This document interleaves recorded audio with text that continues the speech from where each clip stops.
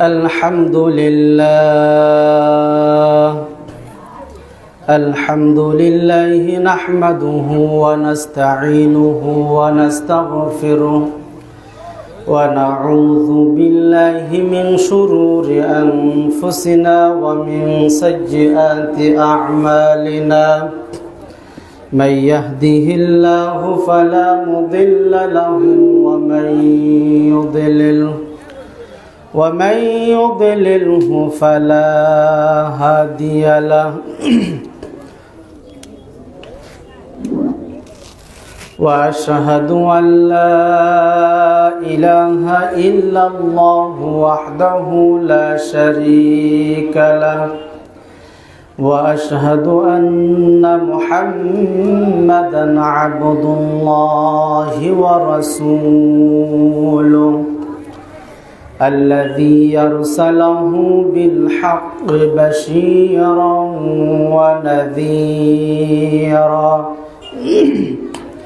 وداعيا إلى الله بإذنه وسراجا منيرا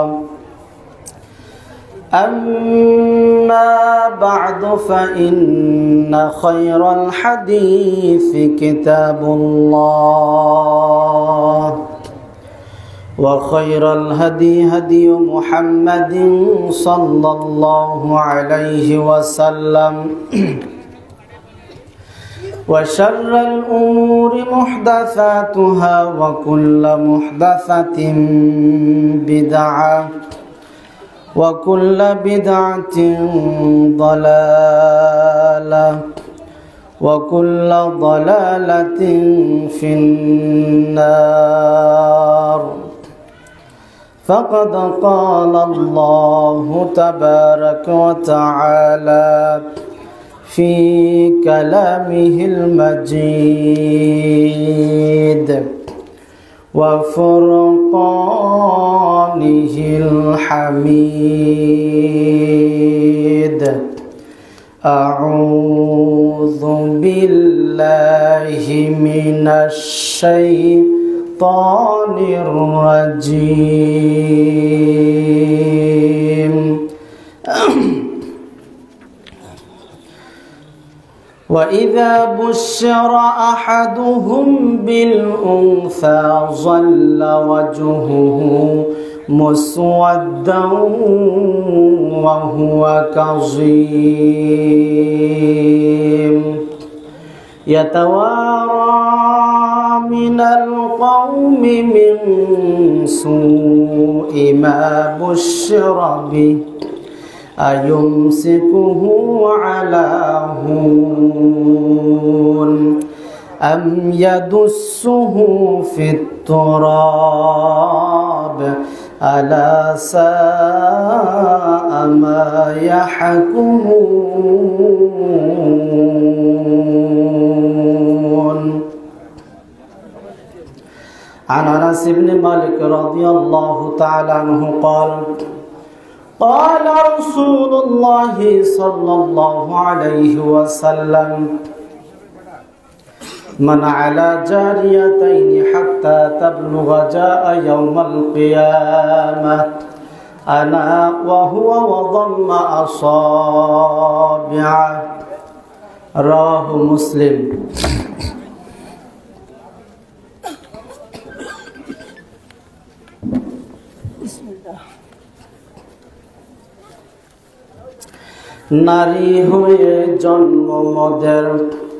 নারী হয়ে জন্ম মোদের নয়তো অভিশাপে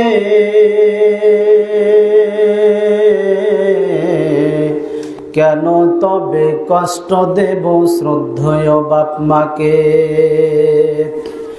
নারী হয়ে জন্ম মোদের নয়তো অভিশাপে কেন তবে কষ্ট দেব শ্রদ্ধেয় বাপ মাকে। বিয়ের কথা বলতে গেলে যৌতুক বাঁধে আগে অনেক টাকা আসবে ঘরে ছেলের বাবা ভাবে। কথা বলেন ঠিক না বেঠিক? বিয়ের কথা বলতে গেলে যৌতুক বাঁধে আগে, অনেক টাকা আসবে ঘরে ছেলের বাবা ভাবে। হালাল বিয়ে হচ্ছে হারাম, যৌতুক তার কারণ। যৌতুকের বিয়ে বন্ধ করো, হকের প্রথা বারণ। হিন্দু ধর্মে জন্মে যৌতুক মোদের ঘরে এলো,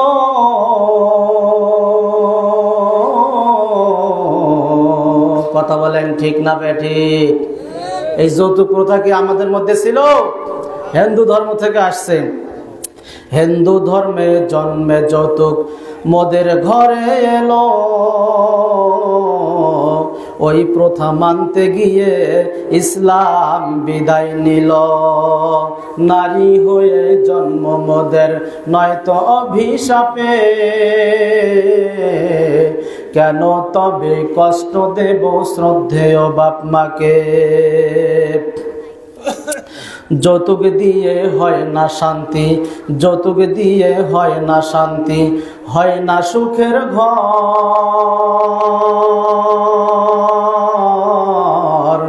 কেন নারী নিচ্ছ মেনে হারাম টাকার বর। যৌতুক হালাল না হারাম? তাহলে নারীদেরকে বলবো, তোমরা এই হারাম টাকা দিয়ে বর নিচ্ছ কেন? হারাম টাকা দিয়ে বর নেওয়া যাবে একেবারে দৈন্তন্ময় আকারে। যারা ডিমেন্ড চাবে মেয়েদেরকে বলতে হবে, ওই ছেলেকে আমি বিবাহে করব না। কথা ঠিক আছে? যৌতুক দিয়ে হয় না শান্তি, হয় না সুখের ঘর। কেন নারী নিচ্ছ মেনে হারাম টাকার বর।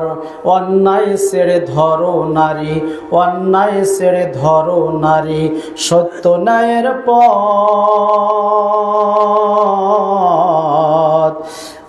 অন্যায় প্রথা নেব না মেনে, এই হোক মোদের শপথ।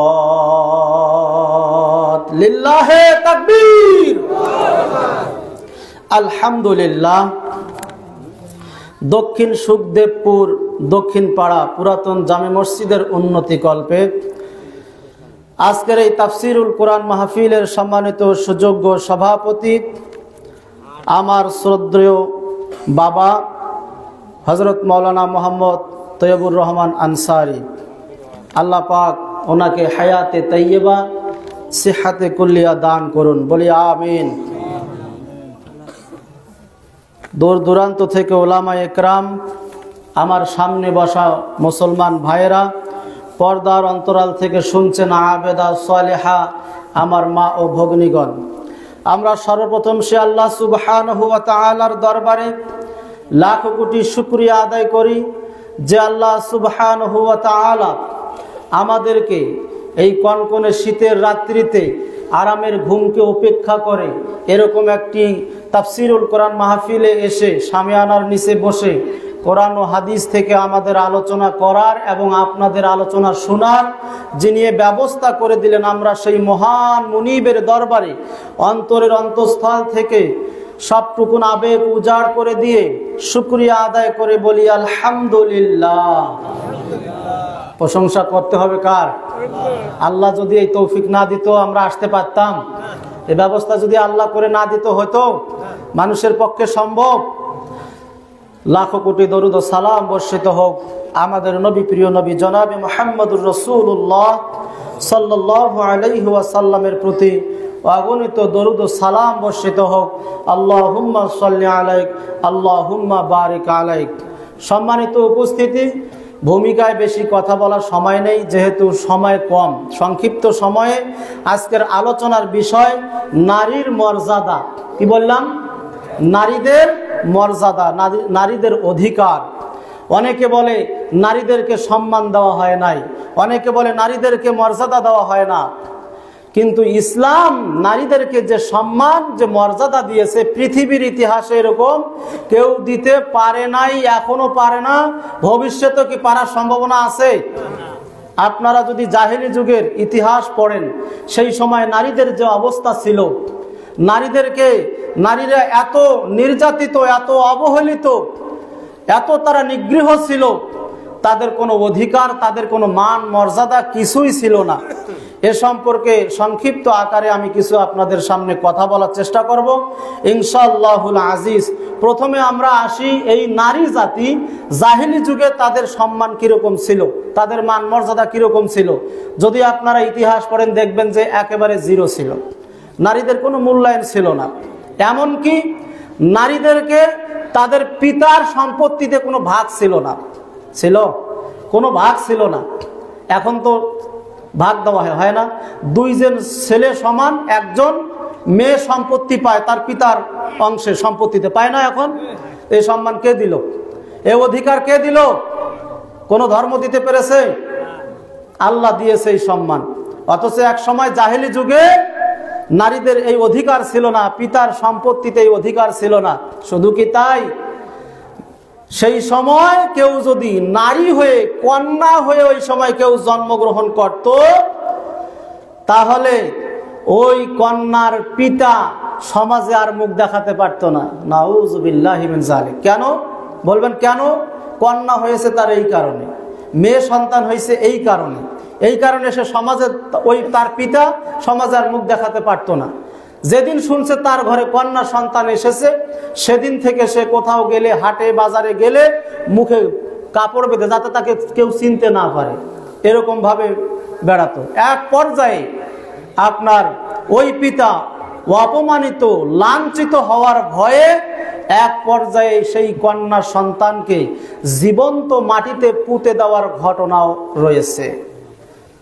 পুকুরে ফেলে হত্যা করে দিয়েছে, নদীতে ফেলে হত্যা করে দিয়েছে, কেউ জন্মের আগেই দুনিয়া থেকে বিদায় করে দিয়েছে। এরকম অসংখ্য ঘটনা আছে। আসলে কি ওই পিতারা তাহলে কি নিষ্ঠুর ছিল? জি না। ওই সময়ের সমাজ ব্যবস্থাটা ওই রকম ছিল। ওই সময়ের সমাজ ব্যবস্থাটা এত নিকৃষ্ট ছিল যে কারো যদি আপনার কন্যা সন্তান কারো ঘরে জন্মগ্রহণ করে, তো সমাজের লোকেরা চায়ের দোকানে গেলে, বাহিরে গেলে তাকে নিয়ে সমালোচনা করত। এই যে এখন তোর মেয়ে হয়েছে, এই মেয়েটাকে কি করবি? এই মেয়েটাকে বড় করতে হবে, এই মেয়েটাকে বিবাহ দিতে হবে, সেখানে খরচ আছে। আবার এই মেয়েটাকে আপনার অন্যের বাড়িতে নিয়ে দিতে হবে, ওই মেয়েটাকে আবার তারা নিয়ে গিয়ে গোলামের মতো, তারা নিয়ে গিয়ে দাসীর মতো কাজ করাবে। অনেক অনেক ঘটনা। মানে এই যে মেয়ে যে, মানে সেই সময়ের জাহেলি যুগে কন্যারা যে এত অবহেলিত ছিল, নিগৃহীত ছিল, এত নির্যাতিত ছিল, বাবারা ওই কন্যার দুঃখ কষ্ট এরকম সহ্য করতে না পেরে তারা মনে করতো যে তারা আগেই এদেরকে দুনিয়া থেকে বিদায় দেওয়াই ভালো। এইরকম একটা সমাজ ব্যবস্থা থেকে, অন্ধকার থেকে তুলে এনে ইসলাম আজকে নারীদেরকে কোথায় বসিয়েছেন একটু চিন্তা করুন। আজকে নারীদের সম্মান আছে না নাই? পিতার সম্পত্তিতে অধিকার আছে না নাই? আছে। খালি বলতেছেন, প্রায় পরিবারগুলোতে খোঁজ নিয়ে দেখেন, নারীরা যেটা বলে, স্ত্রী যেটা বলে সেইটাই। কথা বলেন ঠিক না বেঠিক? এই পার্সেন্ট কম হবে না বেশি হবে? অথচ এক সময় নারীদের ওই সমাজে কোনো মূল্যায়ন ছিল না। তাই আসুন আমরা এই বিষয়ে কিছু কথা শুনবো। বিশেষ করে মা বোনেরা যারা এসেছেন, আপনারা একটু আপনাদের মুখটা বন্ধ করে বিনীতভাবে অনুরোধ করছি আপনারা একটু আলোচনাটি আমার আজকে শুনবেন। এজন্য যে আজকের আলোচনাটা আপনাদের জন্যই হবে, মা বোনদের জন্যই হবে। অনেকে বলে নারীদের সম্মান ইসলামে দেওয়া হয় নাই। জি, দেওয়া হয়েছে। ইসলাম যেটা দিয়েছেন এটা কেউ দেন নাই। সুতরাং মা বোনেরা একটু কান খাড়া করে আপনারা কথাগুলো শুনবেন যে ইসলাম আপনাদেরকে কতটুকু সম্মান দিয়েছে। আর আপনারা যে আজকে নারী অধিকারের নামে বিভিন্ন এনজিও, বিভিন্ন সংস্থার ডাকে সাড়া দিয়ে আজকে রাস্তাঘাটে, আপনার বাজার ঘাটে যেভাবে আপনারা মিছিল করতেছেন, কিন্তু আসলে প্রকৃত পক্ষে এরা তো আপনাদের সঠিক দাম দেওয়া তো দূরের কথা, এরা আপনাদেরকে বেইজ্জত করার জন্য তারা এই পায়তারা চালাচ্ছে। আপনারা তো বুঝতে পারতেছেন না। একটু কান খাড়া করে শুনবেন। আল্লাহ রাব্বুল আলামিন বলেন, وَإِذَا بُشِّرَ أَحَدُهُم بِالْأُنثَى ظَلَّ وَجْهُهُ مُسْوَدًّا وَهُوَ كَظِيمٌ আল্লাহ রাব্বুল আলামিন বলেন, ওয়া ইযা বুশশিরা আহাদুহুম, যখন তাদের কাউকে এই সংবাদ দেওয়া হতো। কোন সংবাদ? জাহিলি যুগে যখন কাউকে সংবাদ দেওয়া হতো বিল উনসা, কন্যা সন্তানের, যাল্লা ওয়াজহুহু মুসওয়াদ্দান ওয়া হুয়া কাযীম, যখন জাহিলি যুগে কাউকে কন্যা সন্তানের খবর দেওয়া হতো, যখন বলা হতো তোমার একটি কন্যা সন্তান জন্মগ্রহণ করেছে, এই সংবাদ যখন তার পিতা পেত, তখন তার পিতার মুখখানা এমন ভাবে মলিন হয়ে যেত, এমন ভাবে কালো মসৃণ হয়ে যেত, এমন বিশ্রী অবস্থা হয়ে যেত। একটা মানুষ বিষ পান করার পরে যেমন তার চেহারা কালো বর্ণের হয়ে যায়, এই সংবাদ পাওয়ার সাথে সাথে ওই পিতার মুখখানা ওই রকম কালো বর্ণের হয়ে যায়। বোঝা গেল কথা? কোন সময়ের কথা বললাম? জাহেলি যুগের কথা।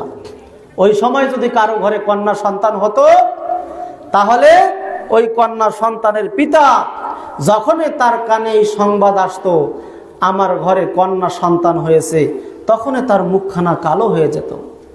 তখনই তার মাথার উপরে মনে হয় যে পাহাড় চেপে বসেছে।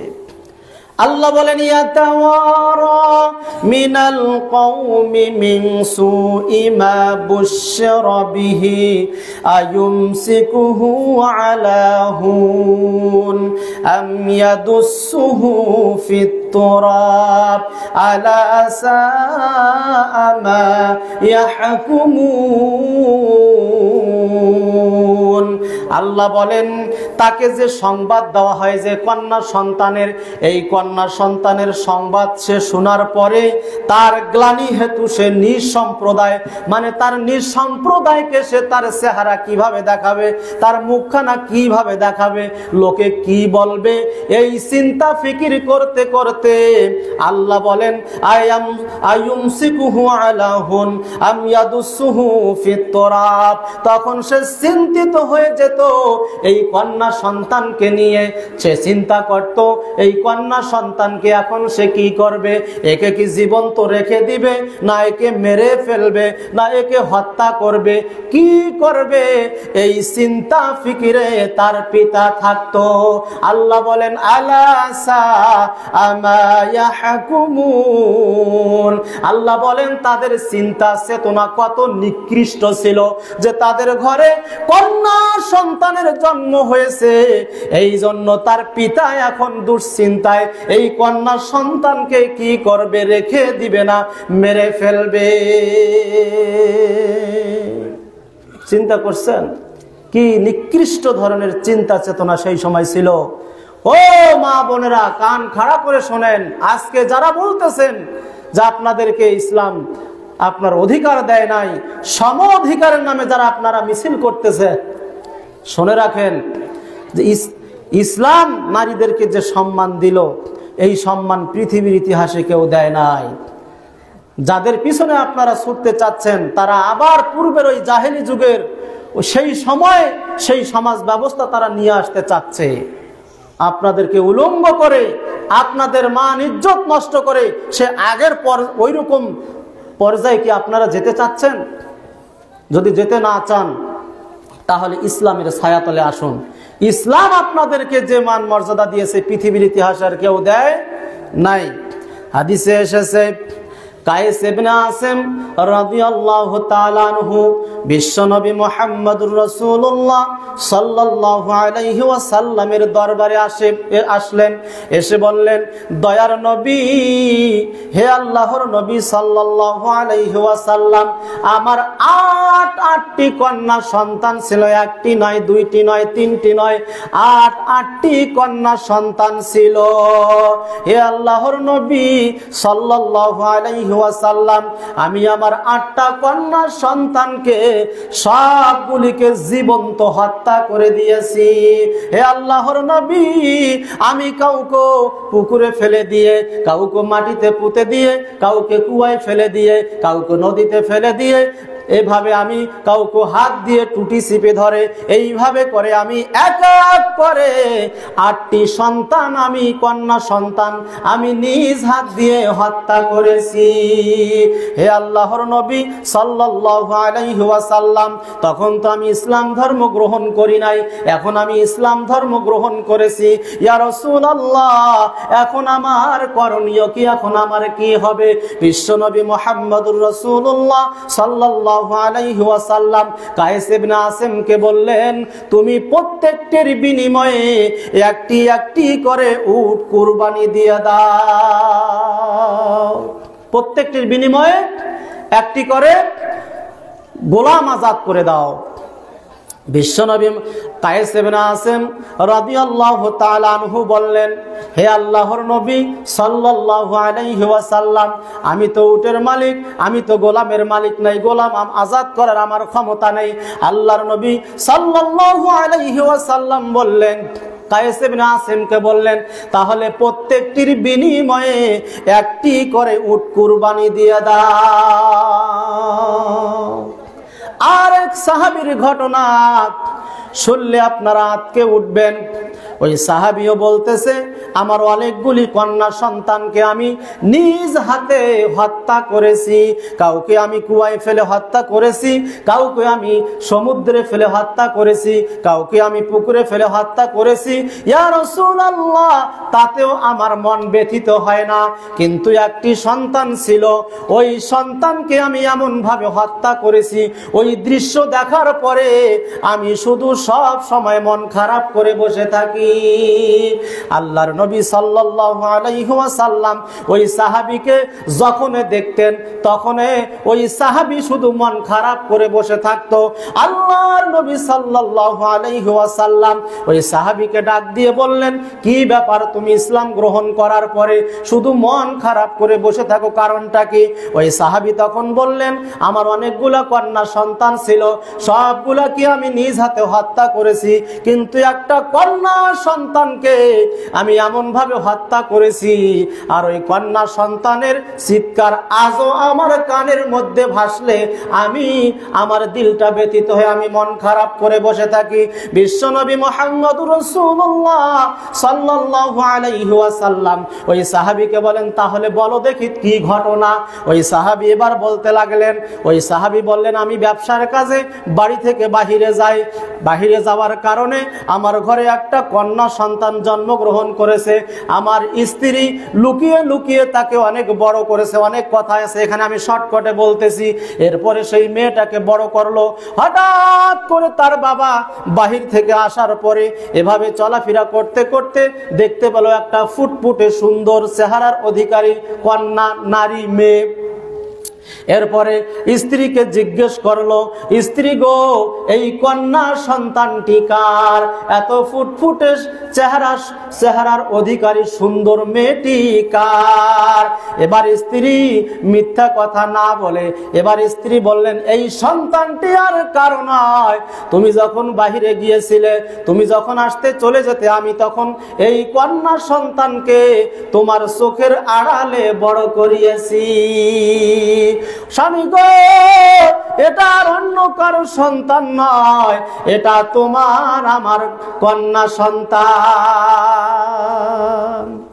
এবার একদিন যায়, 2 দিন যায়, এবার ওই সাহাবী কিন্তু ওই সময়কার ওই এলাকার কিন্তু মোড়ল ছিল, মানে মানুষের ঘরে কারো ঘরে যদি কন্যা সন্তান জন্মগ্রহণ করত, এ ছিল তার সেই লিডার, মানে এ পরামর্শ দিত কি করতে হবে, ওই কন্যা সন্তানকে কিভাবে হত্যা করতে হবে, এই পরামর্শ দাতা ছিল কিন্তু এই সাহাবী। কিন্তু এই সাহাবী তখন চিন্তা করতে লাগলো, ঘুরে চতুর্দিকে হাট বাজার করে যায় আর আসে, আর চিন্তা ভাবনা করে, লোকে যদি জানে যে আমার ঘরে কন্যা সন্তান জন্মগ্রহণ করেছে আর এত বড় হয়েছে, আমি কি জানি না, তাহলে লোকে আমাকে কি বলবে? আমাকে বলবে, ও তোর ঘরে কন্যা সন্তান জন্মগ্রহণ করেছে, তোমার সন্তানকে রেখে দিয়েছো, আর অন্যের ঘরে কন্যা সন্তান জন্ম হলে কিভাবে হত্যা করতে হবে এই পরামর্শ তুমি ভালোই দিতে পারো। এই চিন্তা ফিকির করতে করতে কি করবে, হঠাৎ একদিন সিদ্ধান্ত নিল, স্ত্রীকে বলল, স্ত্রী গো, কন্যা সন্তানকে বের করে দাও, আমি তাকে আমার আত্মীয়, নিকটতম আত্মীয়র বাড়িতে নিয়ে যাব। স্ত্রী তাই করলো, তাকে বের করে নিয়ে গেল। মরুভূমিতে যাইয়া একটা গর্ত খনন করলো। অনেক কথা আছে। গর্ত খনন করার পরে ওই কন্যা সন্তানকে বলল, মা দেখো তো একটু ওই গর্তের মধ্যে কি দেখা যায়। আর অন্য এক হাদিসের মধ্যে এসেছে ওই কন্যা সন্তানের হাত বেঁধেছে, পা বেঁধেছে, বাঁধার পরে ওই গর্তের মধ্যে ফেলে দিয়েছে। আর এক হাদিসের মধ্যে এসেছে কন্যা সন্তানকে যখন বলল, মা দেখো তো গর্তের মধ্যে কি দেখা যায়, যখন ওই সন্তানটি গর্ত দেখতে গেছে অমনি ধাক্কা মেরে গর্তের মধ্যে ফেলে দিয়েছে। মেয়ে এবার বুঝতে পারলো যে বাবা আমাকে হত্যা করবে। মেয়ে এবার চিৎকার করে চেঁচামেচি করে বাবাকে বলল, বাবা গো, ও আব্বা, আমি বুঝতে পারছি তুমি আমাকে মেরে ফেলবে, হত্যা করবে। আব্বা গো, তুমি আমাকে ছেড়ে দাও, আমি আর বাড়িতে যাব না, আমি তোমার পরিচয় আর কাউকে দিব না। আব্বা গো, আমাকে এখান থেকে ছেড়ে দাও, আমাকে মুক্তি দিয়ে দাও। হাদিসের মধ্যে এসেছে পাশে একটা বড় পাথর ছিল, ওই পাথর দিয়ে এমন ভাবে ওই মেয়ের মাথায় বুক বরাবর এমন ভাবে জোরে দিয়েছে, মেয়েটা চিৎকার মেরে বাবা বলে চিৎকার মেরে যখন মেরেছে, ওই যে আওয়াজ হয়েছে, ওই আওয়াজ এই সাহাবীর কানে ইসলাম গ্রহণ করার পরে ওই আওয়াজ তার কর্ণকুহুরের মধ্যে প্রবেশ করেছে। ওই আওয়াজের কথা যখন তার মনে হয়, তখন তার দিলটা ব্যথিত হয়ে মন খারাপ হয়ে বসে থাকে। হাদিসের মধ্যে এসেছে রক্ত ফিনকে দিয়ে তার বাবার চোখে, মুখের মধ্যে, কাপড়ার মধ্যে ছিটে পড়েছিল। আল্লাহর নবী সাল্লাল্লাহু আলাইহি ওয়াসাল্লাম এই ঘটনা শোনার পরে বললেন, আহারে, মানুষ কত নিষ্ঠুর হলে পরে, মানুষ কত নিকৃষ্ট চিন্তার হলে, মানুষ কত নিষ্ঠুর হলে এই ধরনের আচরণ করতে পারে। নিজের ঘরে কন্যা সন্তান জন্ম হয়েছে, এই জন্য পিতা মানুষকে মুখ দেখাবে কিভাবে, এই জন্য নিজের কন্যা সন্তানকে নিজ হাতে মাটিতে পুঁতে পাথর মেরে মেরে হত্যা করে। নাউযুবিল্লাহ। ওই সমাজ ব্যবস্থা কি এখন আছে? আপনার তো 4-5টা মেয়ে, আপনাকে বলতেছি 4-5টা মেয়ে, তারপরও দেখেন মেয়েগুলো যখন বড় হয় সব মেয়ের খোঁজ খবর নেন, তারপরও যখন শেষের মেয়েটা, সেটাকে আপনি আরো বেশি ভালোবাসেন। কথা ঠিক না বেটি? মনে করেন যে এটা আমার কলিজার টুকরা। হ্যাঁ, শেষ বয়সে যদি কারো সন্তান হয়, ওরকম মেয়ে সন্তান, তারপরেও কি আদর স্নেহ করে না? এটা কে দিল? ওই সময়ের মতো যদি সমাজ ব্যবস্থা হতো তাহলে কি অবস্থা হতো? যারা নারীরা ভাবতেছেন যে ইসলাম তাদেরকে সম্মান দেন নাই, ভুল। আপনারা ইতিহাস পড়ে দেখুন। আল্লাহ রাব্বুল আলামিন বলেন, وَإِذَا الْمَوْءُودَةُ سُئِلَتْ بِأَيِّ ذَنبٍ قُتِلَتْ।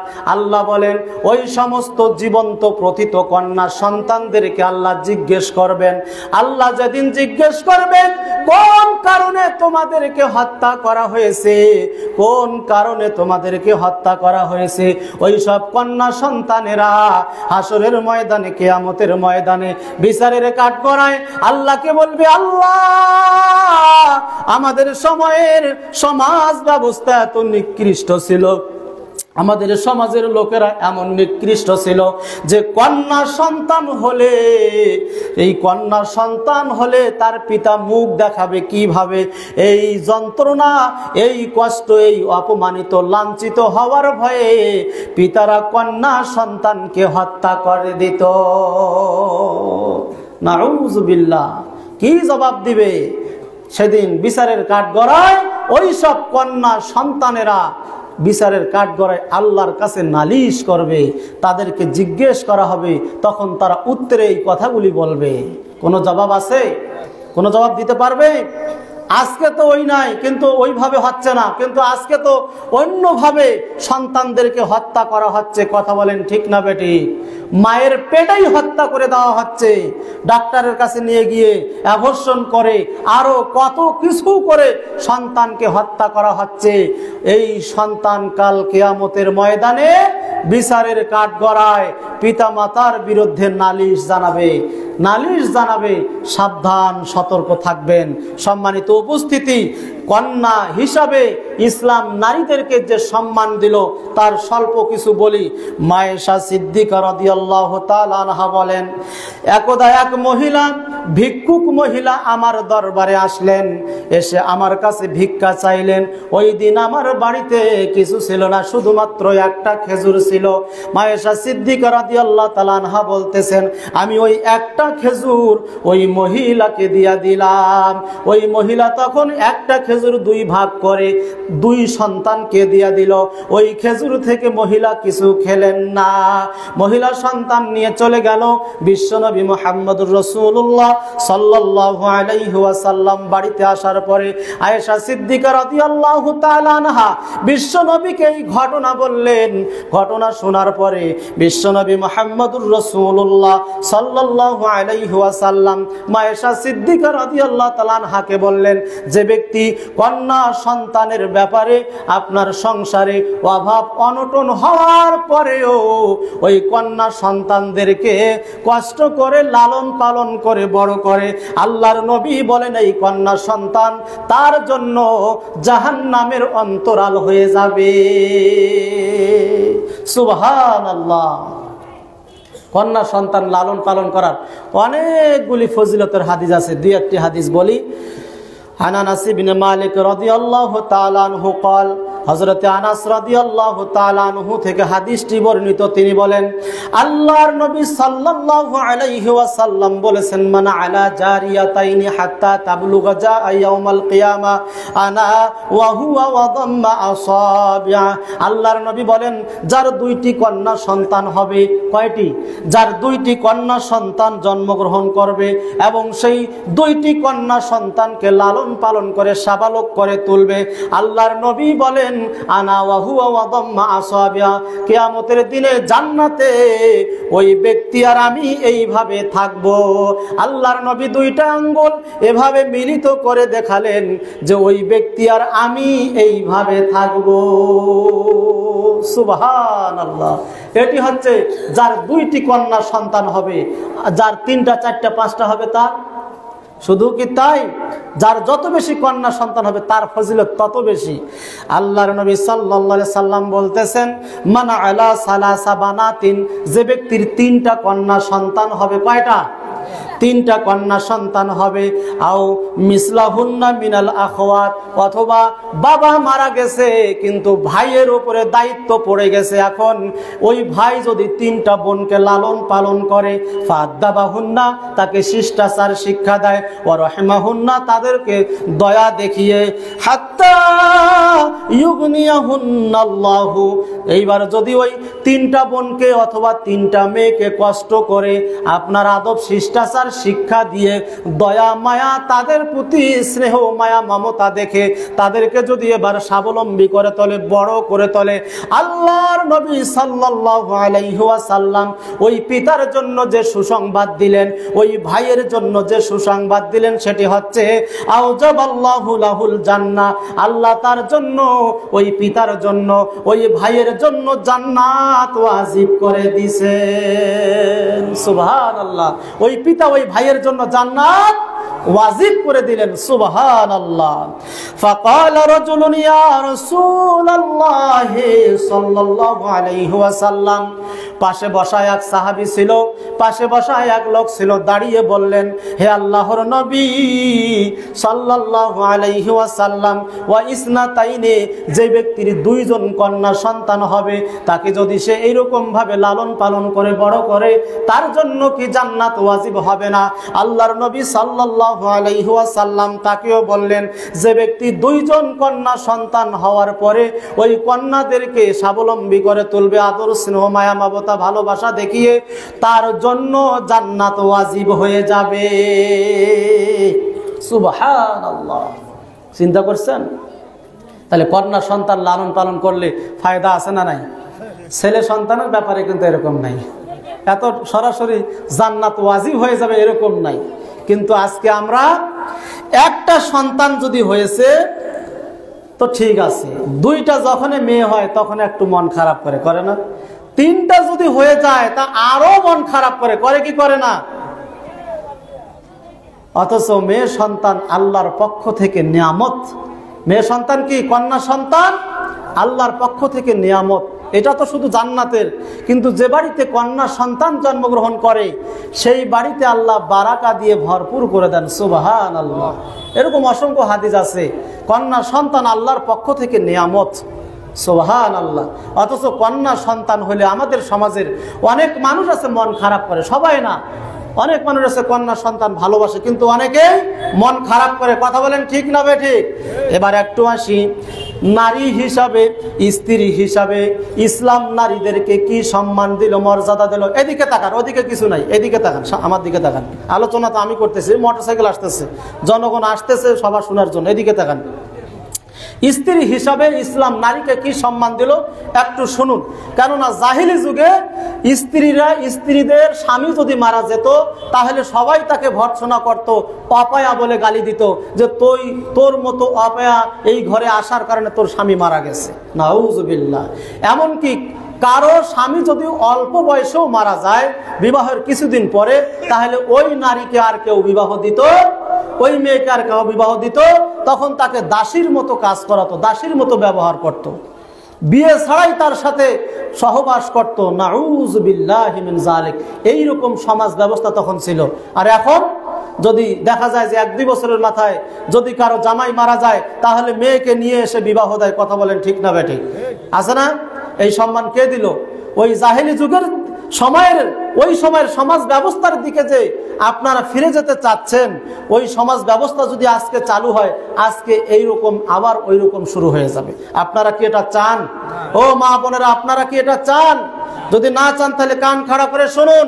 জাহেলি যুগের সমাজ ব্যবস্থা ছিল ওইরকম, কিন্তু ইসলাম কি বলে? ইসলাম নারীদেরকে, নারী এবং পুরুষ সমান অধিকার দিয়েছেন। বলেন সুবহানাল্লাহ। আল্লাহ রাব্বুল আলামিন সূরা বাকারা 228 নম্বর আয়াতে বলেন, ওয়ালাহুন্না মিসলুল্লাযী আলাইহিন্না বিল মা'রুফ। আল্লাহ রাব্বুল আলামিন বলেন, তোমাদের স্ত্রীদের উপরে তোমাদের যেমন অধিকার রয়েছে ঠিক তদরূপভাবে স্বামীর উপরও স্ত্রীদের অধিকার রয়েছে। সুবহানাল্লাহ। কে সমান অধিকার দিলেন? আল্লাহ দিলেন। কে দিলেন? ইসলাম দিলেন। যে স্ত্রীর উপরে স্বামীর যেমন অধিকার, স্বামীর উপরও স্ত্রীর তেমন অধিকার, তবে কাজের সেক্টর আছে। এখন যদি বলেন যে সমান অধিকার, চলো তাহলে ওই তুমিও 20 ঘন্টা, আর তুমিও ওখান থেকে মাটি কাটে আনবে, আমিও মাটি কাটে আনবো, এইটা কি সমান অধিকার?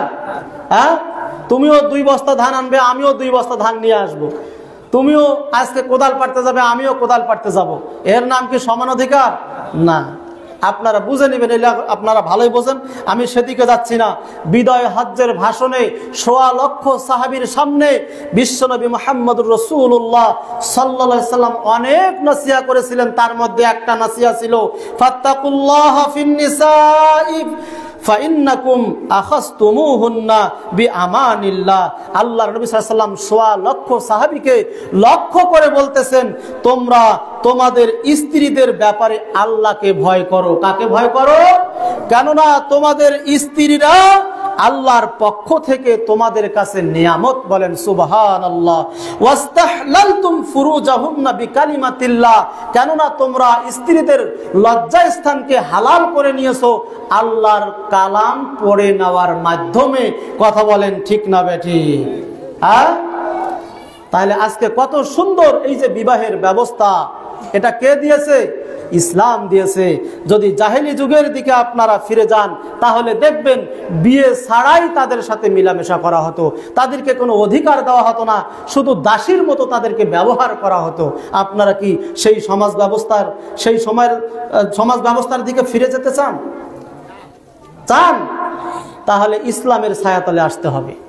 ইসলাম যে অধিকার দিল, এই অধিকার আর কেউ দিতে পারে নাই। হযরতে আব্দুল্লাহ ইবনে ওমর ইবনে আস রাদিয়াল্লাহু তাআলা আনহু বলেন, আল্লাহর নবী সাল্লাল্লাহু আলাইহি ওয়াসাল্লাম বলছেন, ইন্নাদ দুনিয়া কুল্লুহা মাতাউন ওয়া খায়রু মাতা'id দুনিয়া আল মারআতুস সালিহা। এই পৃথিবীর সমস্ত কিছু সম্পদ, এই পৃথিবীতে কি কম সম্পদ আছে? শুধু জমিনের উপরে এত সম্পদ, আবার জমিনের নিচেও কত সম্পদ রয়েছে। আল্লাহর নবী বলেন, এই সব সম্পদের মধ্যে যার একটা সতী সাধবী, একটা পরহেজগার স্ত্রী থাকবে, এই পরহেজগার স্ত্রী এই দুনিয়ার সব সম্পদের থেকেও মূল্যবান। সুবহানাল্লাহ। এই জন্য ইসলামের ছায়াতলে এসে, ও মা বোনেরা, ইসলামের ছায়াতলে আসেন। ইসলামের ছায়াতলে যদি আসতে পারেন, আপনি যদি নেককারিনী মহিলা হতে পারেন, আপনি যদি খাদিজার মতো হতে পারেন, আপনি যদি মায়েশা সিদ্দিকার মতো হতে পারেন, আপনি যদি মারিয়াম আলাইহিস সালাতু সালামের মতো হতে পারেন, তাহলে আল্লাহর নবী বলেছেন, এই পৃথিবীতে সমস্ত কিছুর মূল্য আপনার কাছে জিরো। সমস্ত কিছুর চেয়ে আপনার দাম ইসলাম বাড়িয়ে দিলেন, বেশি করে দিলেন। বলেন সুবহানাল্লাহ। আজকে সেই নারীরা স্ত্রী হিসাবে স্বামীর ঘরে এভাবে থাকতে চায় না। সমান অধিকারের নামে আজকে নারী নির্যাতনের বিপরীতে আজকে পুরুষ নির্যাতিত হচ্ছে। কথা বলেন ঠিক না বেঠিক? অনেক পরিবারে খবর নিয়ে দেখেন যে পুরুষ নির্যাতিত হচ্ছে নারী কর্তৃক। এই নারীরা কি কপাল পোড়া না, হতভাগা না? এই নারীরা কপাল পোড়া, হতভাগা। বেশিরভাগ নারী জাহান্নামে যাবে স্বামীর সাথে খারাপ আচরণ করার জন্য। বিশ্বনবী মুহাম্মদুর রাসূলুল্লাহ সাল্লাল্লাহু আলাইহি ওয়াসাল্লাম হযরতে আব্দুল্লাহ ইবনে আব্বাস রাদিয়াল্লাহু তাআলা আনহু থেকে এই হাদিসটা বর্ণিত। তিনি বলেন, ইত্তালাতু ফিল জান্নাহ ফারাআইতু আকসারা আহলিহাল ফুকারা। আমি জান্নাতের মধ্যে উকি মেরে দেখলাম। আল্লাহর নবী বলতেছেন, আমি জান্নাতের মধ্যে উকি মেরে দেখলাম, সেই জান্নাতের মধ্যে শুধু নারী আর নারী। আর সেই জান্নাতের মধ্যে উকি মেরে দেখলেন, সেখানে শুধু অসহায় আর দরিদ্র লোক। ওয়াইত্তালাতু ফিন্নার। আর জাহান্নামের মধ্যে যখন উকি মেরে দেখলেন, ওয়াইত্তালাতু ফিন্নার ফারাআইতু আকসারা আহলিহান নিসা। সেই জাহান্নামের মধ্যে নারী আর নারী আর নারী। নাউযুবিল্লাহ। আল্লাহর নবীর সাহাবীরা জিজ্ঞেস করলেন, ইয়া রাসূলুল্লাহ সাল্লাল্লাহু আলাইহি ওয়াসাল্লাম, নারীরা বেশি বেশি জাহান্নামে যাওয়ার কারণ কি? আল্লাহর নবী তখন বললেন, তাদের স্বামীর নাশুকরি করার জন্য। সাহাবীরা বুঝতে পারলেন না, নাশুকরি আবার কেমনে হয়? তখন আল্লাহর নবী সাল্লাল্লাহু আলাইহি সাল্লাম বলতেছেন যে তারা স্বামীদের নাশুকরিয়া করে। স্বামীরা যদি তাদের পিছনে সারা জীবন টাকা ইনকাম করে, তাদের পিছনে খরচ করে, আর একদিন যদি বলে যে অমুক জিনিসটা নিয়ে আসো, আর ওই দিন কথা মতো যদি সেটা নিয়ে না আসে, তাহলে সে ওই নারী বলে ফেলে, যারা জাহান্নামী নারী, চট করে বলে ফেলে, তোমার কাছ থেকে আমি জীবনে কোনো জিনিস চাওয়ার সাথে সাথে পেলাম না। এই ধরনের আকৃতির কথার নারীগুলাই হলো জাহান্নামী নারী। এই নারীরা বেশি বেশি জাহান্নামে যাবে। আছে না এরকম নারী? এগুলো হলো জাহান্নামী নারী। এটা কে বলেছেন? আল্লাহর নবী সাল্লাল্লাহু আলাইহি ওয়াসাল্লাম বলেছেন।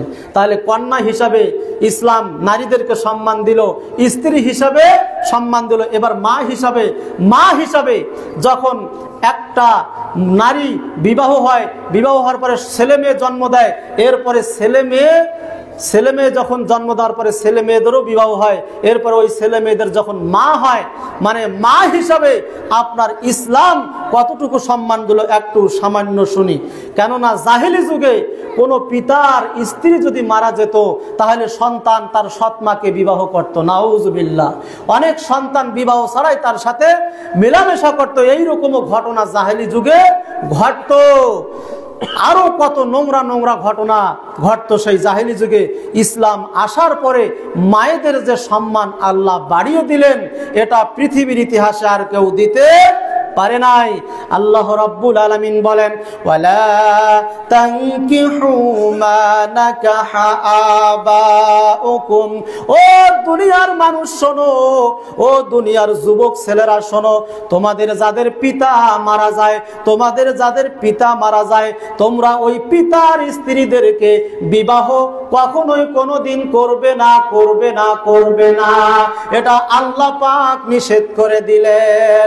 তারপরে থেকে যারা ইসলাম গ্রহণ করেছে এই ধরনের ঘটনা কেউ করে নাই, করে নাই, করে নাই। নিষেধ করতো আগে, কিন্তু ইসলাম আসার পরে আল্লাহ নিষেধ করে দিলেন ওয়ালা তানকিহু, তোমরা বিবাহ করো না মা নাকাহা আবাউকুম, তোমাদের পিতামহরা, তোমাদের পিতারা যাকে বিবাহ করেছে, অর্থাৎ তোমাদের মাদেরকে তোমরা খবরদার বিবাহ করবে না।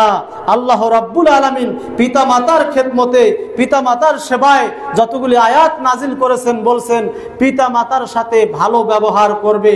ওয়াবিল ওয়ালিদাইনি ইহসানা, পিতা মাতার সাথে সৎ ব্যবহার করবে, তাদের সাথে কখনো খারাপ আচরণ, খারাপ ব্যবহার করা যাবে না। কে নিষেধ করেছেন? আল্লাহ রাব্বুল আলামিন নিষেধ করেছেন। হযরত আবু হুরায়রা রাদিয়াল্লাহু তাআলা আনহু থেকে হাদিসে এসেছে রাসূলুল্লাহ সাল্লাল্লাহু আলাইহি ওয়াসাল্লামের দরবারে এক ব্যক্তি আসলেন। রাসূলুল্লাহ সাল্লাল্লাহু আলাইহি ওয়াসাল্লামের দরবারে এক ব্যক্তি এসে বললেন, হে আল্লাহর নবী সাল্লাল্লাহু আলাইহি ওয়াসাল্লাম, আমার পিতা মাতার মধ্যে কে বেশি অগ্রাধিকার পাওয়ার যোগ্য? আল্লাহর নবী বললেন তোমার মা, আবার বললেন তোমার মা, আবার বললেন তোমার মা। তিনবার মায়ের কথা বলার পরে চতুর্থবার বললেন তোমার পিতা। তাহলে পিতার থেকে মায়ের সম্মান কয় গুণ বাড়িয়ে দিলেন? 3 গুণ বাড়িয়ে দিলেন। ও মায়েরা, মায়ের জাতিরা কান খাড়া করে শোনেন। আপনারা যারা আজকে বলতেছেন ইসলাম আপনাদেরকে সম্মান দেন নাই, তাহলে দেখেন মা হিসাবে ইসলাম আপনাকে নারী হিসাবে, মা হিসাবে কতখানি সম্মান দিলেন। আপনার আরো একটি হাদিস শুনুন। এক ব্যক্তি রাসূলুল্লাহ সাল্লাল্লাহু আলাইহি ওয়াসাল্লামের দরবারে আসলেন, এসে বললেন ইয়া রাসূলুল্লাহ, আমি আপনার সাথে জিহাদে যাব, যুদ্ধে যাব। আল্লাহর নবী সাল্লাল্লাহু আলাইহি ওয়াসাল্লাম বললেন তোমার কি মা আছে? সেই যুবক বলল, সেই ব্যক্তি বলল আমার বৃদ্ধ মা বাড়িতে আছে। আল্লাহর নবী সাল্লাল্লাহু আলাইহি ওয়াসাল্লাম বললেন তোমাকে জিহাদে যেতে হবে না, তোমাকে যুদ্ধে যেতে হবে না, যাও বাড়িতে গিয়ে তোমার মায়ের সেবা করো, তোমার বৃদ্ধ মায়ের সেবা করো, কেননা জান্নাত তোমার মায়ের পায়ের নিচে। সুবহানাল্লাহ। ও গো মা, তুমি এ ধরনের শ্রেষ্ঠ নেয়ামত, তোমারই পদ তলে রয়েছে জান্নাত, তোমারই পদ তলে রয়েছে জান্নাত। সম্মান দিলেন কি দিলেন না? দেখছেন ইসলাম মায়েদের পায়ের নিচে সন্তানের বেহেশত ঢুকে দিলেন। সুবহানাল্লাহ। আর কি চাচ্ছেন তাহলে? হ্যাঁ, আর কিছু আছে? সম্মানিত মা ও বোনেরা, আজকে আপনারা ইসলামের ছায়াতলে না আসে, ইসলামের ছায়াতলে না আসে, ইসলামী আপনার লেবাস না পরে আজকে আপনারা যেভাবে ইহুদি নাসারাদের মতো আইয়ামে জাহিলি যুগের নারীদের মতো যেভাবে নিজেদের রূপ সৌন্দর্য আজকে প্রকাশ করে বাহিরে চলাফেরা করতেছেন, এগুলো কি ইসলামের কৃষ্টি কালচার অনুযায়ী করতেছেন? নিজেকে মুসলিম দাবি করতেছেন, মুসলমান ঘরের সন্তান আজকে নিজেকে মনে করে আজকে আপনারা যেভাবে বেপরদা হয়ে চলাফেরা করতেছেন, এটা ইসলাম আউদো সাপোর্ট করে না, করে না, করে না। আল্লাহ রাব্বুল আলামিন বলছেন ওয়াকারনা ফি বুয়ুতিকুন্না ওয়ালা তাবাররাজনা তাবাররুজাল জাহিলিয়াতিল উলা। ও মেয়েরা, ও নারীরা শোনো, আল্লাহ রাব্বুল আলামিন বললেন তোমরা জাহিলি যুগের নারীদের মতো নিজেদের রূপ সৌন্দর্য প্রকাশ করে তোমরা বাহিরে বের হয়ো না। আজকে নারীরা বেপরদা হয়ে চলে কি চলে না? পর্দা করা কি ফরজ না? এই ফরজ যদি লঙ্ঘন করে তারা কি জান্নাতে যেতে পারবে? পারবে? আপনারা বাইরে বের হন, চলাফেরা করেন, অসুবিধা নাই, কিন্তু বরখা পরে পর্দার সহিত আপনাকে বের হতে হবে। কথা বলেন ঠিক না বেঠিক? কিন্তু আজকে আমরা সেই নারী জাতি হয়ে বরখা পরে পর্দা করে বাইরে বের হতে চাই চাই না। অনেক কথা আছে, সময় শেষের দিকে চিঠি দিয়ে দিছেন। আর কি বলবো, নারীদের ব্যাপারে একটা জাগরণী বলি। আপনার নারীরা যেভাবে আজকে আপনার বেপর্দা হয়ে চলাফেরা করতেছে, তাদের সম্পর্কে একটু বলি, আপনারা একটু কান খাড়া করে শুনবেন। যেই মেয়েরা বাড়ি, যেই মেয়েরা পর্দা ছাড়া বাহিরে চলে, বুঝতে হবে সেই মেয়েদের লজ্জা শরম নাই। কথা বলেন ঠিক না বেঠিক? পর্দা ছাড়া যে সমস্ত নারীরা ঘর থেকে বাহিরে বের হয়ে চলাফেরা করে, আসলে বুঝতে হবে তাদের কোনো লজ্জা শরম আছে? যেই মেয়েরা চিপা চাপা পায়জামা পরে, বুঝতে হবে সেই মেয়েদের লজ্জা শরম নাই। লজ্জা শরম থাকলে তারা ওই চিপা চাপা পায়জামা পরে বাইরে বের হতো? কখনোই বের হতো না। আসলে তাদের লজ্জা শরম নাই, উঠে গেছে। আজকে ও মায়েরা, ও নারীরা, ও মেয়েরা, তোমরা যদি পর্দা করে না চলো, তোমাদের জন্য জাহান্নাম অনিবার্য। জাহান্নাম নির্ধারণ করে রেখেছেন আল্লাহ। কথা বলেন ঠিক না বেঠিক? যদি বাঁচতে চান, কবরের আযাব থেকে যদি বাঁচতে চান, জাহান্নামের আযাব থেকে যদি বাঁচতে চান, তাহলে অবশ্যই ঘর থেকে বের হওয়ার পরে, ঘর থেকে বের হওয়ার আগেই বরখা পরে, পর্দা করে আপনারা ঘর থেকে বের হবেন, নচেৎ জান্নাত যাওয়ার কোনো উপায় নাই। বরখা পরে চলো মা বোন, বরখা পরে চলো মা বোন, সদা সর্বদাই। ঈমান আমল সব হারাবে দেখলে বেগানায় মা বোন, ঈমান আমল সব হারাবে দেখলে বেগানায়। স্কুল কলেজ কুটুম বাড়ি যাইতে যদি চাও, ঘর হাতে বের হওয়ার আগে বোরখা পরে নাও। কথা বলেন ঠিক না বেঠিক? বোরখা পরা লাগবে কি লাগবে না? স্কুল কলেজ কুটুম বাড়ি যাইতে যদি চাও, ঘর হাতে বের হওয়ার আগে বোরখা পরে নাও। লিল্লাহি তাকবীর। সম্মানিত উপস্থিতি, যেহেতু আমার পরের মেহমান চলে এসেছেন, ওনাকে বসে রেখে আর কথা বলা ঠিক হবে না। সুতরাং যে বিষয় আজকে আমি আলোচনা করলাম, বলেন তো সেই বিষয়টা কি? নারীদের মর্যাদা। নারীদের মর্যাদা সম্পর্কে বললাম। 1 নম্বর বলা হলো কন্যা হিসাবে ইসলাম নারীকে কতটুকু সম্মান দিল। এরপরে স্ত্রী হিসাবে ইসলাম কতটুকু সম্মান দিল। এরপরে মা হিসাবে ইসলাম কতটুকু সম্মান দিল। এই 3টা বিষয়ে নারীদের মর্যাদার উপরে আজকে আলোচনা হলো, সংক্ষিপ্ত আকারে এলোমেলো ভাবে যতটুকু আলোচনা হলো। আল্লাহ আমাদের সেই আলোচনাগুলি আমলে নেওয়ার তৌফিক দান করুন। সকলেই বলি আল্লাহুম্মা আমিন। আরো দোয়া করি এই মাহফিল যেন আমাদের জন্য কাল কিয়ামতের ময়দানে নাজাতের ওসিলা হয়ে যায়। বলেন আল্লাহুম্মা আমিন। আপনারা কেউ উঠে যাবেন না। এবং আমি আরেকটা আবদার করব, আপনারা যাওয়ার আগে আপনারা জানেন যে এই মাহফিলটা একটা মসজিদের উন্নয়ন কল্পে। এই জন্য যাওয়ার আগে অনেকে মনে করতেছেন আমি জরুরি কাজ আছে চলে যাব, তাহলে আপনি এখানে কিছু দান করে যাবেন। খালি হাতে কেউ যাবেন না। এটা আল্লাহর ঘর মসজিদ। এই মসজিদের নির্মাণ কল্পে আজকে, এই উন্নতি কল্পে আজকের এই মাহফিল। এজন্য আপনারা যারা চলে যাবেন অবশ্যই অবশ্যই এখানে কিছু দান করে তারপরে যাবেন। আমার পরবর্তী যিনি আছেন ওনার হাতে আপনারা দিবেন ইনশাআল্লাহ। এই বলে আমি আমার সংক্ষিপ্ত আলোচনা এখানে শেষ করলাম। বলার মাধ্যমে ভুল ত্রুটি মার্জনীয়। ওয়া আখিরু দাওয়ানা আনিল হামদুলিল্লাহি রাব্বিল আলামিন। ওয়া আসসালামু আলাইকুম ওয়া রাহমাতুল্লাহি ওয়া বারাকাতুহু।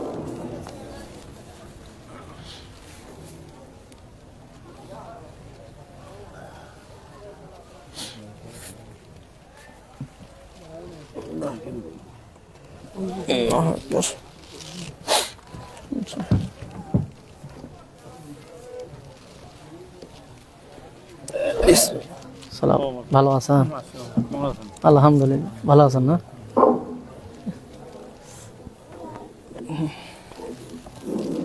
আলহামদুলিল্লাহ।